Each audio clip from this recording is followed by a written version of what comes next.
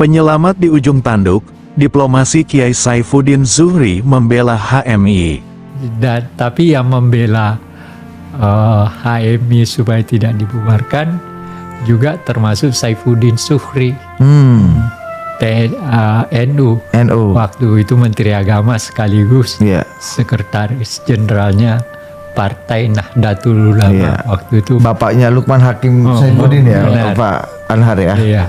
Mantan Menteri Agama juga. Begini, satu ketika dia ketemu dengan Bung Karno dan menanyakan apakah benar Bung Karno akan membubarkan HMI. Nah, Bung Karno mengatakan iya. Kenapa? Saifuddin, kenapa Pak? Wah, aku terima berita begini, laporan seperti ini, HMI itu begini dan sebagainya. Nah, lalu Saifuddin Zuhri mengatakan, ya tapi itu kan belum tentu benar.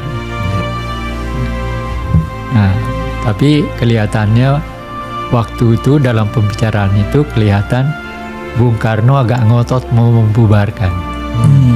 Nah, lalu Saifuddin Zuhri setelah mendengar Bung Karno begitu, maka dia ngomong gini, kalau begitu kita sampai di sini aja Pak. Kaget Bung Karno karena Saifuddin Zuhri mau mengundurkan diri kalau HMI dibubarkan. Akhirnya besoknya Saifuddin Zuhri ketemu lagi, lalu Bung Karno katakan dia tidak jadi membubarkan HMI karena itu. Jadi ada berbagai-bagai hal seperti ini yang sebenarnya. Tahun 1965, Indonesia berada di puncak suhu politik yang mendidih. Di bawah payung demokrasi terpimpin, persaingan antar ideologi mencapai titik nadir. Di satu sisi, PKI dengan organisasi mahasiswanya, CGMI, tengah berada di atas angin.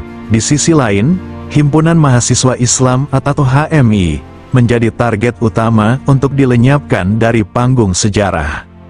Slogan, "Bubarkan HMI," menggema di rapat-rapat akbar. Presiden Soekarno pun mulai goyah oleh desakan kuat dari front kiri. Namun, di balik pintu istana, sebuah diplomasi tingkat tinggi terjadi, sebuah upaya penyelamatan yang digerakkan oleh seorang tokoh ulama sekaligus Menteri Agama, Kiai Haji Saifuddin Zuhri.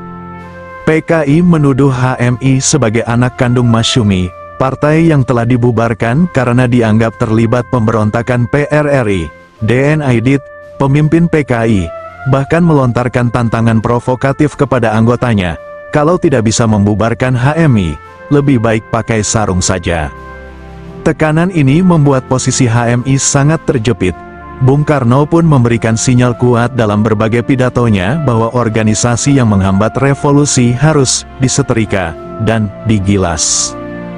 Di tengah kegentingan itu, Kiai Haji Saifuddin Zuhri, yang saat itu menjabat sebagai Menteri Agama dari unsur Nahdlatul Ulama, mengambil langkah berani.